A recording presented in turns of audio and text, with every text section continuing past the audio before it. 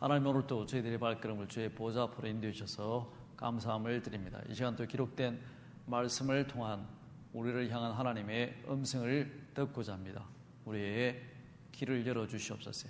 또한 우리 각 사람의 눈에 안수하셔서 영의 눈을 뜨게 하시고 보좌에 앉아 살아계시어서 통치하시는 하나님의 영광을 바라볼 수 있는 복된 시간이 될 수 있도록 축복해 주시옵소서.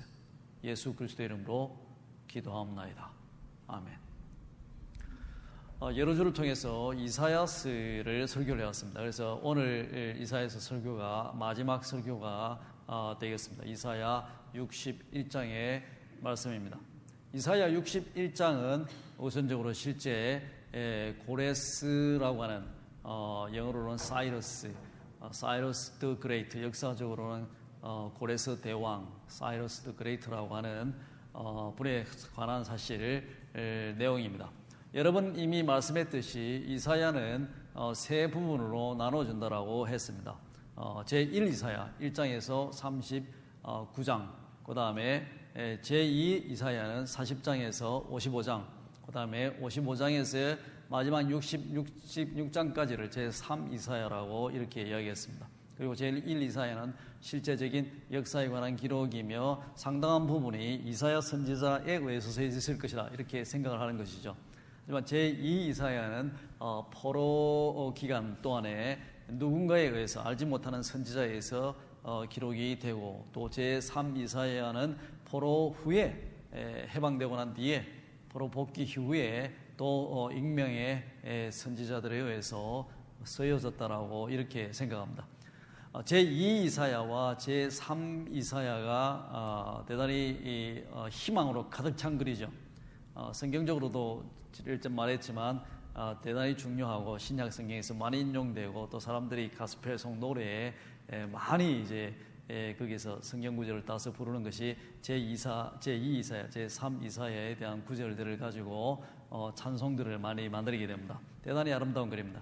그리고 심지어 전혀 신앙생활 안 하는 문인들조차도 그런 학자들 쪽에서도 제2 이사야와 제3 이사야는 그야말로 히브리 문학의 꽃이 닿을 정도로 아름답고 대단히 화려한 문체로 희망을 전달하고 하는 그런 어떤 대단히 파워풀한 글로 가득 차 있습니다. 그래서 저희들이 계속해서 제2 이사야와 제3 이사야의 글을 봤습니다.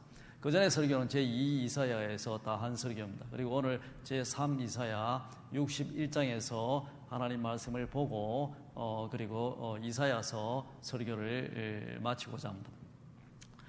그러기 성경이 그렇게 제2 이사야, 제3 이사야는 바벨론 포로 기간 중 또 포로 갔다 오고 난 뒤에 쓰여졌기 때문에 1차적으로 성경을 읽을 때 그 시대를 생각하고 읽어야 되겠죠. 성경을 이해하고자 한다면 많은 이사야의 성경 구절들이 예수 그리스도에 대한 예언으로 이렇게 기독교인들에게 이해되어집니다. 예수 그리스도는 제2 이사야, 제3 이사야가 쓰여지고 난 뒤에 500년 뒤에 탄생하신 분입니다.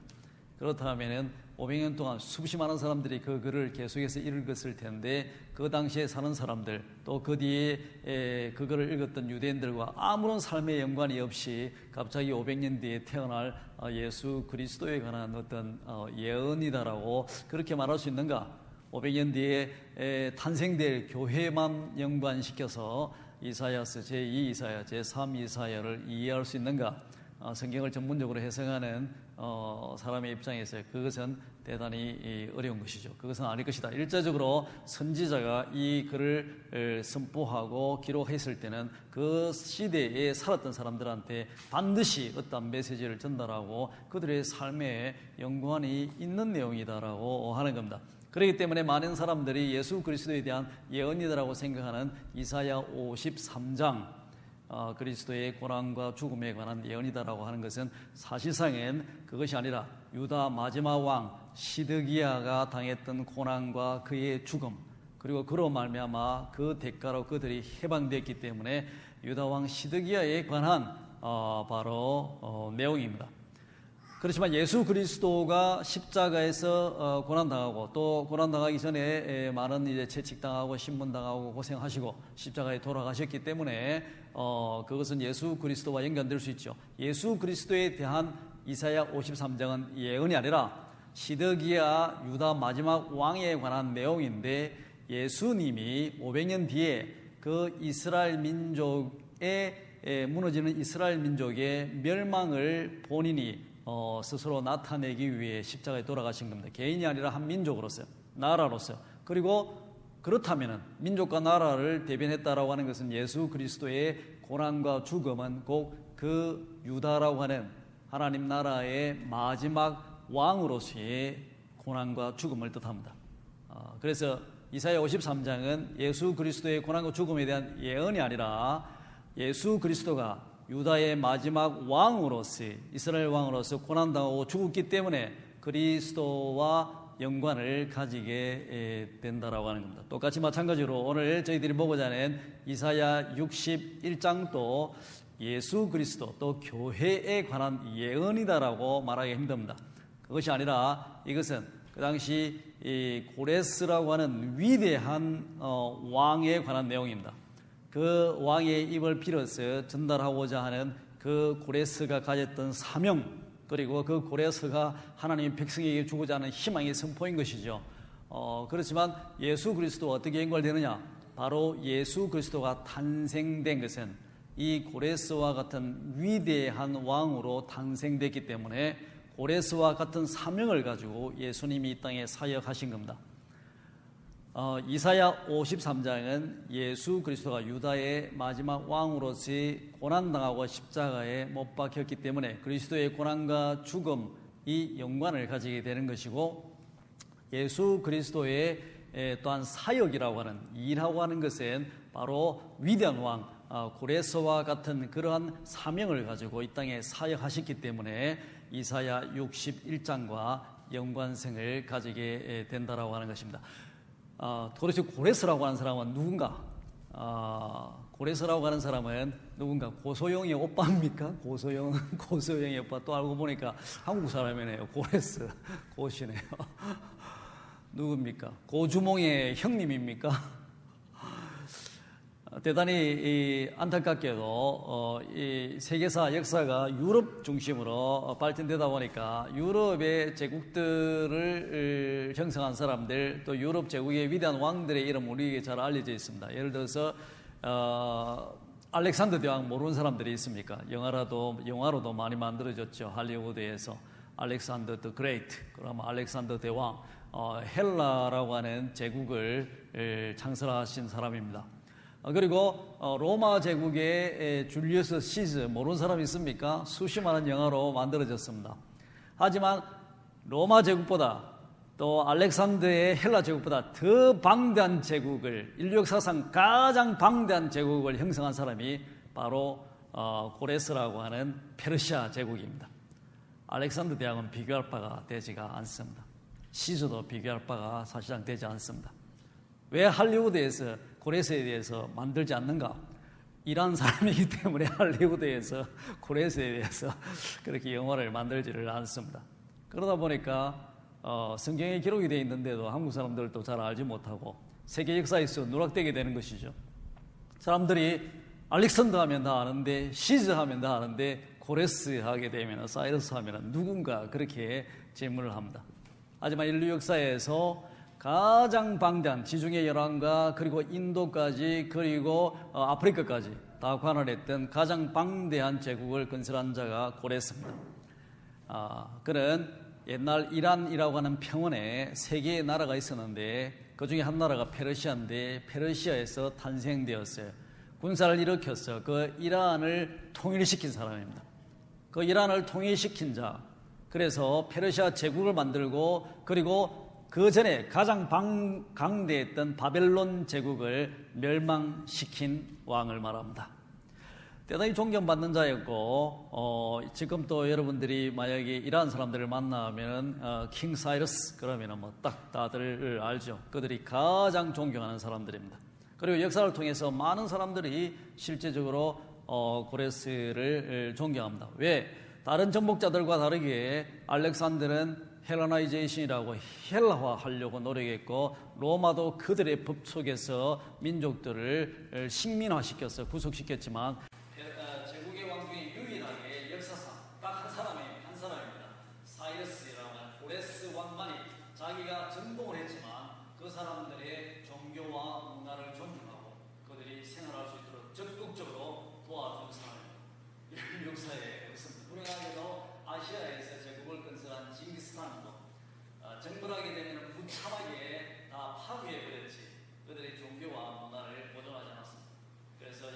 제자들을 통해서 가장 존경받는 제국을 건설한 한 위대한 정치인을 꼽아라 그런다면 당연히 고레스가 되게 됩니다. 고레스가 그 일대를 완전히 증명하고 바벨론에 식민화되어 있던 유다까지 다 증명을 하게 되죠. 그러는 뒤에 대단히 놀라운 것은 바벨론에서 끌려와 있던 여러 소수민족들을 해방시키고 자기의 고토 본향으로 복귀시키게 됩니다. 제일 많이 끌려온 사람들, 많이 보물을 가지고 끌려온 사람들이 누구냐면 유태인들이 많이 끌려왔죠. 성경을 통해서 우리는 잘 알고 있듯이 수없이 많은 유태인들이 거기 끌려와서 비참한 생활을 하고 있었습니다. 그래서 바벨론이 멸망되고 난 뒤에 바로 고레스가 페르시아의 제왕이 되면서 바로 그해 538년 해방령을 선포하게 됩니다. 유태인들에게 너의 본향, 너의 본토 예루살렘으로 유다로 돌아가라. 내가 모든 것을 스포트해 주겠다. 그리고 그곳에 가서 너희의 하나님의 성전을 세워라 라고 이야기합니다.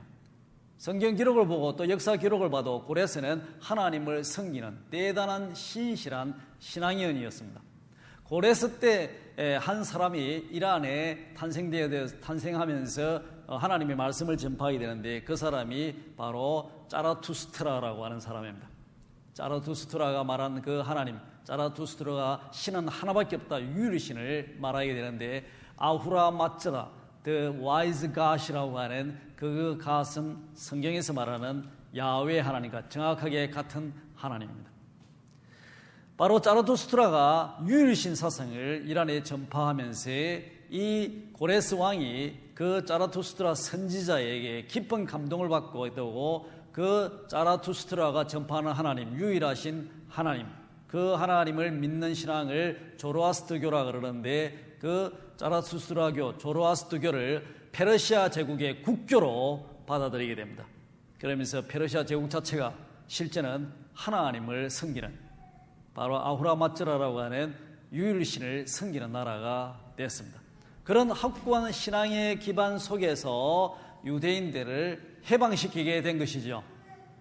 바로 이 조로아스터교, 이 자라투스트라의 교회 성직자들, 그 성직자들은 고레스 왕이 죽고 난 뒤에 이러한 왕이 언젠가는 다시 세상에 탄생될 것이다 믿으며 그 왕의 탄생을 기다렸습니다. 고레스와 같은 위대한 왕이 다시금 이 세상에 탄생될 것이다. 그래서 그 성직자들을 뭐라고 말하느냐면은 메구스라고 이야기합니다. 그리고 복수형으로 메기라고 이야기합니다. 그들은 항상 페르시아의 제왕들, 누가 새로 왕이 되게 되면은 그들에게 세 가지의 예물을 바쳤습니다. 황금과 유황과 모략입니다. 그리고 오랜 세월이 흐르고 난 뒤에 500년이 흐르고 난 뒤에 그 성직자들이 한날 별을 보게 되죠. 바로 고레스와 같이 위대한 왕이 이 세상에 탄생된 겁니다.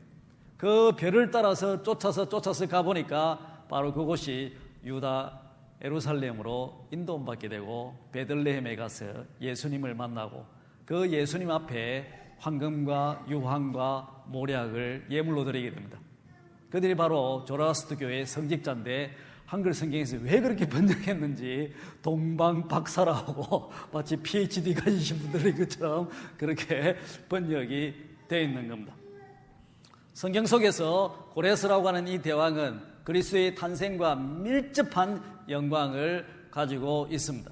그런 예루살렘을 해방시킨 바로 해방자로 성경에 기록이 되어 있습니다.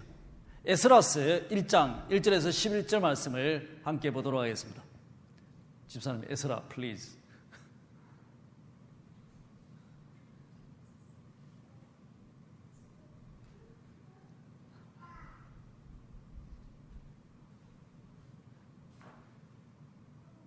에스라?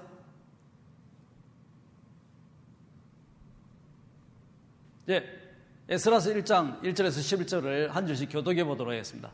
바사 왕 고레스, 바로 킹 사이러스죠. 고레스 원년에 여호와께서 예레미야의 입으로 하신 말씀을 응하게 하시려고 바사 왕 고레스의 마음을 감동시키심에 저가 온 나라에 공포도 하고 조수도 내려 가로되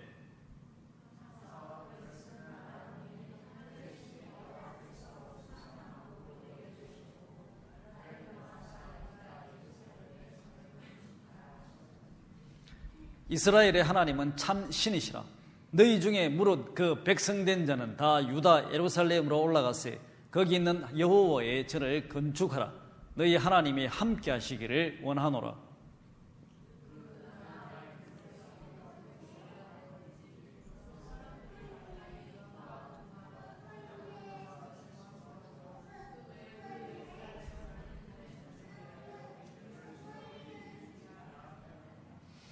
이에 유다와 베냐민 족장들과 제사장들과 레위 사람들과 무릇 그 마음이 하나님께 감동을 받고 올라가세. 예루살렘 여호와의 전을 건축하자 하는 자가 다 일어나니.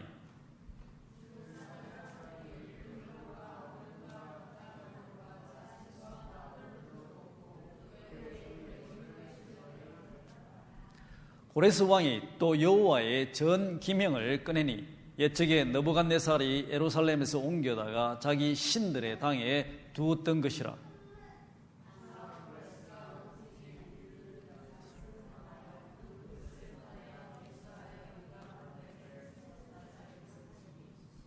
그 수효는 금반이 30이요 음반이 1천이요 칼이 29요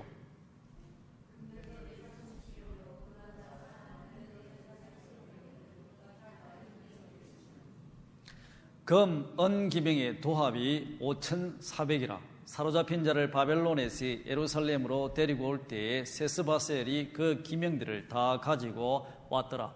느부갓네살은 예루살렘을 정복해서 하나님의 성전에서 모든 은금 귀한 보물들을 다 빼앗고 강탈해서 그 마지막 왕 시드기야의 눈을 뺐어 쇠사슬에 묶어서 끌고 바벨론으로 갔습니다.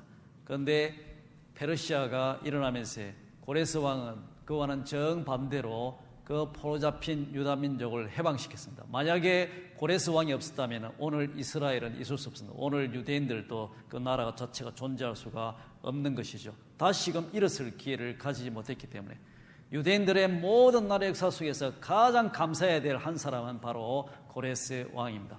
고레스 왕이 없었으면 그들은 존재 자체가 있을 수가 없기 때문에.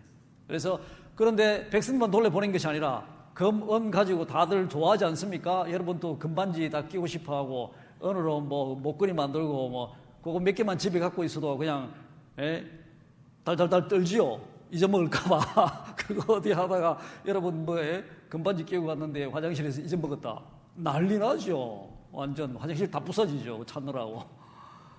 이렇게 많은 금, 은을 따갖고 있는데, 백성만 돌려보낸 것이 아니라, 하나님이 나에게 이 온 천하를 줬다라고 고백합니다.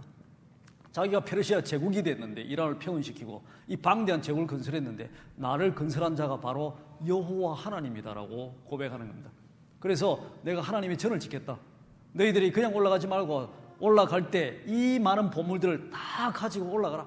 세스바셀이라고 1차 뽑기의 리더였습니다. 바로 기원전 538년에 이 칙령을 반포하면서 유대인들이 몸만 올라간 것이 아니라 그들이 그 보물을 다 가지고 올라간 겁니다. 그리고 페르시아 제국의 바벨론 사람들한테 유대인들이 복귀할 때 그들이 필요한 것을 다 줘라. 은도 주고 금도 주고 옷도 주고 필요한 것들을 다 주라. 성전을 건축할 수 있는 재료들을 다 주라. 거기에서 종살이하며 가난하게 살던 사람들이 갑자기 금, 은을 가지게 되고 부유한 자가 된 겁니다. 이루 말할 수 없는 축복 속에 그들이 기쁜 마음으로 예루살렘으로 나아가게 됐다라고 하는 겁니다. 이러니 이 고레스라고 하는 사람이 유대인 역사 속에서 얼마나 사랑받으며 존경받는 자이겠는가. 바로 이 고레스가 성경에서 메시아 그리스도라고 불리게 되는 겁니다. 이사야 44장 28절을 보도록 하겠습니다. 이사야 44장 28절.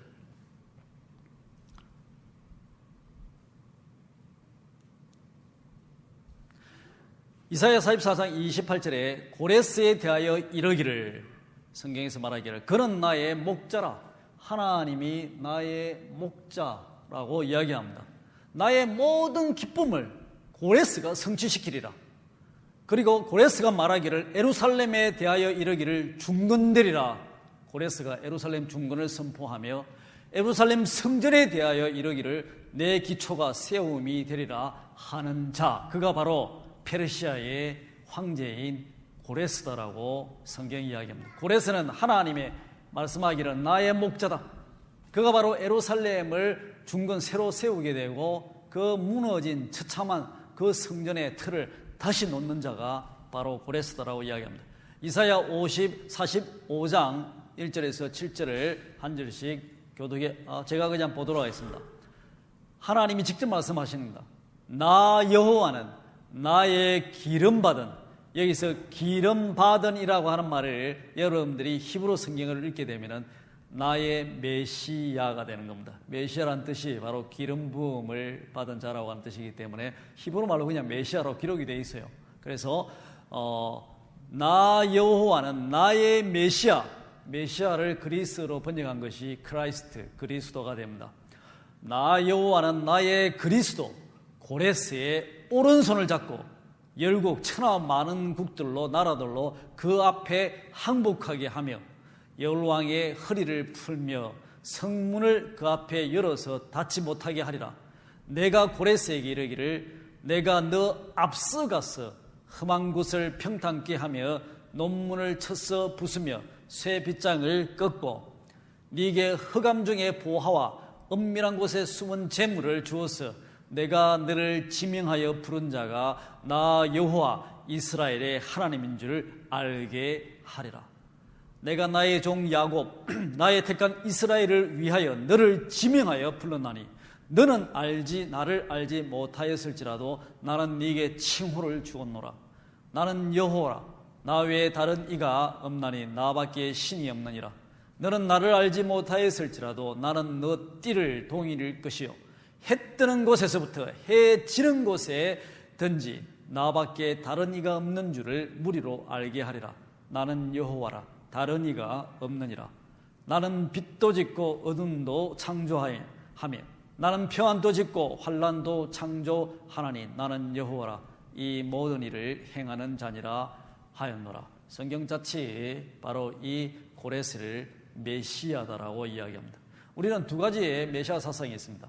다윗의 후손, 다윗과 같은 위대한 메시아가 탄생되기를 기다리는 유태인 속에 메시아 대만 사상이 있다면 바로 이 페르시아 제국 이란들 사람 속에서 지금은 다 이란이 그 위에 이 조로아스터교가 완전히 초토화되고 없어진 것이 이슬람화되면서 다 없어졌습니다만 이슬람 되기 전에는 조로아스터교가 국교인 거죠. 그런데 그 이란 사람들의 마음속에 남아있는 하나의 메시아 대망 사상이 있습니다. 그것은 바로 다윗과 같은 왕을 기다리는 것이 아니라 고레스와 같은 위대한 왕이 탄생되기를 기다리게 됩니다. 다윗의 메시아 사상과 이란의 메시아 사상이 만난 곳이 바로 예수 그리스도다라고 하는 것입니다. 그래서 성경에 보게 되면 이 고레스를 메시아라고 하나님이 스스로 부르고 있습니다. 오늘 성경 본문인 이사야 61장을 다시 보도록 하겠습니다.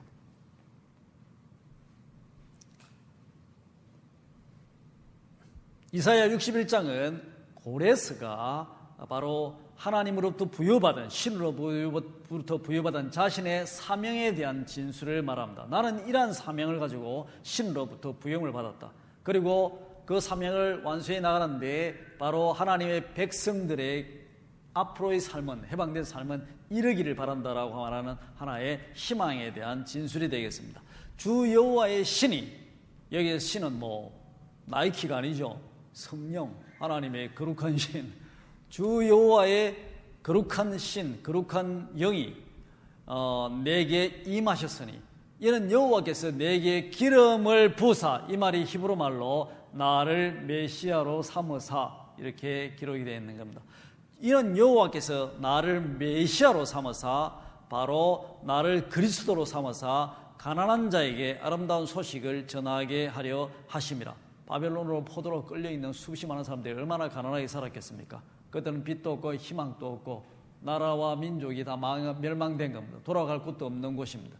그들에게 해방의 소식을 전한 자가 바로 고레스입니다. 가난한 자에게 아름다운 소식, 바로 이 아름다운 소식이 바로 바사르라고 하는 히브리 말로 좋은 소식, 굿뉴스, 바로 복음이 되는 겁니다. 복음의 전파자가 누구냐? 구약 성경에 기록된 바 최초의 복음의 전파자는 고레스 왕이 되겠습니다. 고레스가 아름다운 소식을 전한 거예요. 포로도 된 자들에게. 이제 너희 고토로 가라. 너네 해방이다. 하나님이 너희를 다스린다. 이것이 복음의 핵심적 내용이고, 신약 성경에서의 가스펠이라고 하는 복음이 갑자기 예수님이 만들었거나 예수님의 제자들이 만드는 내용이 아닙니다. 바로 이사야서에 나오는 그 바사르라고 하는 좋은 소식, 아름다운 소식을 그대로 신약 성경에서 가스펠 한문으로 복음이다라고 그렇게 이야기를 하게 된 겁니다. 이런 여호와께서 내게 기름을 나를 메시아로 삼으사 가난한 자에게 복음을 전하게 하려 하십니다. 나를 보내사 마음이 상한 자를 고치며 포로된 자에게 자유를, 갇힌 자에게 노임을 전파하며, 여호와의 은혜의 해 주블리를 말합니다. 여호와의 은혜의 해, 모든 것이 회복되는 날을 말하는 것이죠. 그 여호와의 은혜의 해와 우리 하나님의 신원의 복수를 갚는 날을 전파하며 모든 슬픈 자를 위로하되, 무릇 시온에서, 시온은 바로 무너진 예루살렘을 말합니다. 예루살렘에 언덕이 하나 있는데 그 언덕이 시온 언덕이고, 그 시온 언덕 위에 하나님의 성전이 있었죠. 그런데 다 지금 초토화되고 무너지고 황폐해진 겁니다. 무릇 시온에서 슬퍼하는, 그 무너진 언덕 속에서 슬퍼하며 죄를 뒤집어쓰고 슬퍼하고 있는 하나님의 백성들, 시온에서 슬퍼하는 자에게 화관을 주어 그 죄를 대신하며 희락의 기름으로 그 슬픔을 대신하며 찬송의 옷으로 그 근심을 대신하시고, 그들로 의의 나무 곧 하나님의 여호와의 심으신 바 그 영광을 나타낼 자라 일컬음을 얻게 하려 하십니다. 이것이 고레스가 부여받은 사명을 말하는 겁니다. 그들은 오래 그들의 희망을 말합니다. 고레스의 희망, 그들은 오래 황폐되었던 곳을 다시 쌓을 것이며 예로부터 무너진 곳을 다시 일으킬 것이며 황폐한 성읍 곧 대대로 무너져 있던 것들을 중수할 것이며 무너진 예루살렘을 말합니다. 그리고 여기서부터는 희망이지만 사실 역사 속에서는 이루어지지 않은 희망인 것이죠. 외인은 고레스가 원하는 희망을 말합니다. 외인은 너의 서서 너의 양떼를 칠 것이요 이방 사람은 너의 농부와 포도원 지기가 될 것이나 오직 너희는 여호와의 제사장이라 일컬음을 얻을 것이라. 사람들이 너희를 우리 하나님의 봉사자라 할 것이며 너희가 열방의 재물을 먹으며 그들의 영광을 얻어 자랑할 것이며 너희가 수치 대신에 배나 얻으면 능력 대신에 분깃을 인하여 즐거워할 것이라. 그래야 고토에서 배나 얻고 영영한 기쁨이 있으리라. 대저 나 여호와는 공의를 사랑하며 불의의 강탈을 미워하며 성실히 그들에게 갚아주고 그들과 영영한 언약을 세울 것이라. 그 자손을 열방 중에 그 후손을 만민 중에 알리리니 무릇 이를 보는 자가 그들은 여호와께 복받은 자손이라 인정하리라. 내가 여호와로 인하여 크게 기뻐하며 내 영혼이 나의 하나님으로 인하여 즐거워하리니 이는 그가 구원의 옷으로 내게 입히시며 의의 겉옷으로 내게 더하심이 신랑이 사물을 쓰며 신부가 자기 보물로 단장한 같게 하셨습니다. 땅이 싹을 내며 동산이 거기 뿌린 것을 운동케 한 같이 주 여호와께서 어와 찬송을 열방 앞에 발생케 하시리라. 대단히 유명한 이사야 바로 61장은 고레스가 자기 스스로의 사명을 진술하고 그리고 복귀하는 하나님의 나라가 이렇게 될 것이다를 원하는 그 희망의 바로 메시지다라고 하는 것입니다. 그렇기 때문에 예수님이 유혹을 받고 난 뒤에 사탄으로부터 광야에서 유혹을 받고 난 뒤에 목회를 시작하시면서 이 땅에서 사역을 시작하시면서 자기의 본고향 나사렛을 방문하시게 되고 그곳에 회당에 서게 될 때 읽은 성경 구절이 바로 이사야 61장 1절과 2절입니다. 바로 이사야 61장 1절과 2절을 읽고 그리고 책을 덮고 자기를 쳐다보고 있는 바로 그 회당에 앉은 유대인들을 보고 오늘 이 글이 너희에게 응하였느냐. 바로 예수 그리스도가 자기 자신을 고레스와 같은 해방자로 선포하시며 그의 사역을 시작하셨다라고 하는 겁니다. 목회자로서 또 설교자로서 이사야 61장을 읽으면서 받는 첫 번째 감동은 또 느낌은 이 땅에 다시 한번 고레스와 같은 위대한 해방자가 탄생되기를 바란다라고 하는 겁니다. 이것이 기도의 제목입니다. 특히 한국 사람 중에 고레스와 같은 이런 위대한 사람, 위대한 정치인이 탄생되기를 기도합니다. 한반도가 지금 이렇게 나눠졌어요. 서로 분단의 갈등을 겪고 있고 또 서로 탈취만 하려고 하는 그런 어떤 극한 이북과 대치되어 있는 상황 속에서 한민족 중에 고레스와 같은 위대한 정복자지만 존경받는 정복자, 정치인이지만 존경받는 정치인, 해방을 선포하는 자가 탄생되기를 바란다라고 하는 것입니다. 바로 해방의 선포는 복음의 선포를 말합니다. 복음의 선포가 바로 메시아의 사명인 것이고 이 땅에 임한 교회의 사명인 것이고 교회에 소속된 우리 각 사람들의 사명이다라고 하는 겁니다. 그렇기 때문에 설교자로서의 받는 영감은 우리의 삶도 해방을 선포하는 삶을 살아야겠다라고 생각합니다. 알게 모르게 우리는 많은 구속 속에 갇혀 있습니다. 국가와 민족이 때로는 구속받고 그래서 해방을 기다릴 때도 있지만 우리의 개인의 삶 속에서도 얼마나 많은 구속 속에 우리는 살아가는지 모릅니다. 하나님의 백성으로 우리가 이 시대에 주어진 사명은 고레스처럼 해방을 선포하는 것, 그것이 대단히 우리에게 주어진 주요한 사명입니다. 사람이 구속된다라고 하게 되면은 우리의 육신이 때로는 죽지만 구속 속에 육신이 죽기 전에 먼저 정신이 죽어버립니다. 제가 대학교 4학년 때 고려원자력 발전소에서 일하다가 주말이 되게 되면 낙동강에 가서 이제 시간을 보내게 되는데 낙동강 하류에 그때 제 형이 살았기 때문에 한 번은 낙동강 하류에 형 집을 방문해서 같이 그 동네에 친구들하고 같이 형 친구들하고 같이 앉아서 이야기를 하고 하다가 갑자기 그 중에 한 사람이 낚시 가자 그래갖고 같이 낙동강 하류에 낚시를 간 적이 있습니다. 지렁이 넣고 한번 기다려도 한 2시간을 했는데 고기가 한 마리도 물지 않는 거예요. 그러니까 그 동네에 있는 사람이 우리 그러지 말고 물고기 틀러 가자 그렇게 했습니다. 고기를 빨리 잡아야 매운탕도 끓여 먹고 해거치 먹고 할 텐데 낚시 고기가 안 잡히니까 그래서 그럼 가자. 그래가지고 그 동네에 있는 제 형 친구죠. 그 한 사람하고 제하고 큰 이제 바게트를 들고 헤엄을 쳐서 이제 물고기 서리를 하러 간 겁니다. 그래서 하도 우리 같이 이렇게 물고기 훔쳐가는 사람들이 많으니까 동네 사람들이 돈을 모아갖고 통통배를 하나 구입했어요. 그래서 그 사람들이 통통통통 하면서 계속 그 그물을 지키는 겁니다. 낙동강 하루에 보면 밑에 그물들이 쫙 깔려 있는데 그래서 그 배한테 들키면 큰일 나죠. 그래서 바구니를 들고 둘 다 그 형하고 저하고 헤엄을 쳐서 갈대가 많기 때문에 갈대숲이 그 갈대숲 사이에 숨었다가 통통배 지나고 나면 또 헤엄쳐서 싹 가가지고 그 가게 되면은 이렇게 플라스틱으로 이렇게 붕 뜬 게 있습니다. 그 붕 뜬 게 있는데 플라스틱 붕 뜬 거 그 밑에 이렇게 보면 줄이 딱 달려 있어요. 그 줄을 딱 잡고 끌어올리게 되면은 그물 입구가 나오게 돼 있습니다. 그 줄 밑에. 그래서 그 줄이 그물 입구를 통통통 묶고 있는 줄인 거예요. 여러분들이 이렇게 양식장에 가면 플라스틱 같은 거 떠 있는 거 보죠? 그물들. 그래서 그 딱 가가지고 줄을 잡고 끌어올리고 입구를 딱 이렇게 줄을 풀면은 안에 잡혀있는 물고기들이 그냥 쏟아져 나오는 겁니다. 그럼 밖에서 딱 들고 있으면은 딱 잡았어요. 줄 풀어서 고기를 이렇게 하면 안에 잡혀있던 고기들이 쏟아져 나오는 거예요. 그리고 고기를 막 쏟아져 나오는데 제가 보니까 너무 이상하게 그게 죽은 고기가 있었습니다. 제 한 팔뚝만한 고기인데 하얀색인데 너무 잘생긴 거예요, 고기가.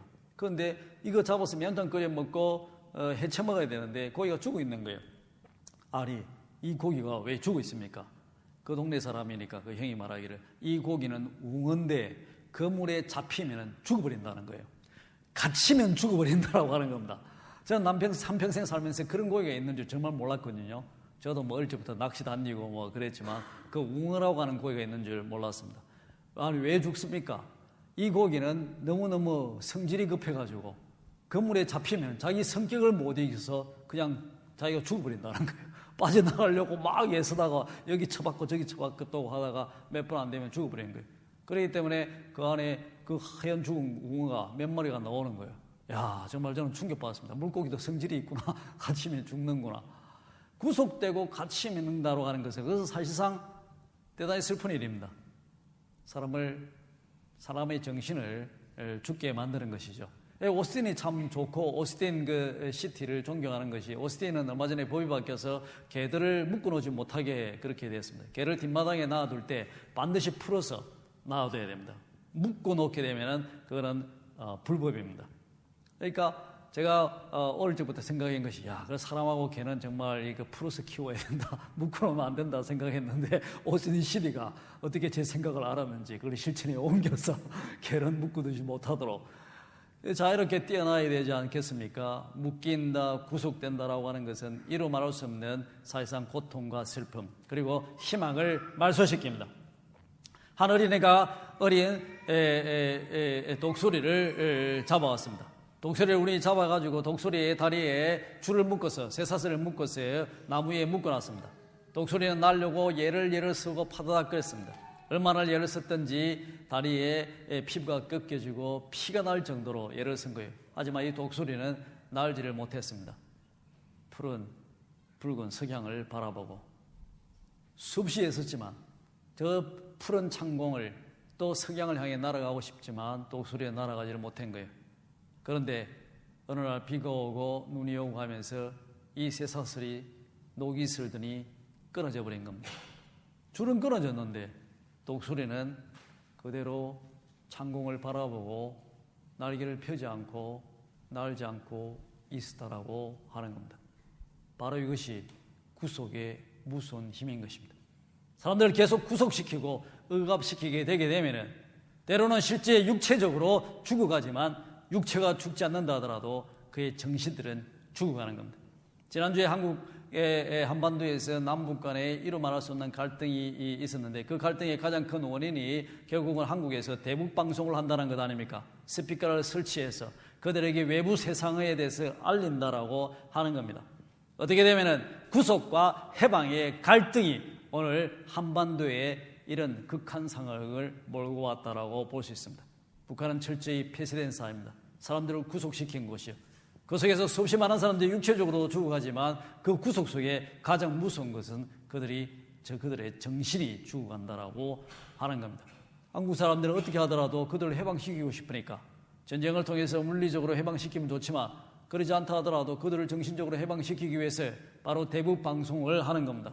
그들에게 심리전이라고 말하지만 그들의 생각을 해방시키고자 하는 것 아니겠습니까?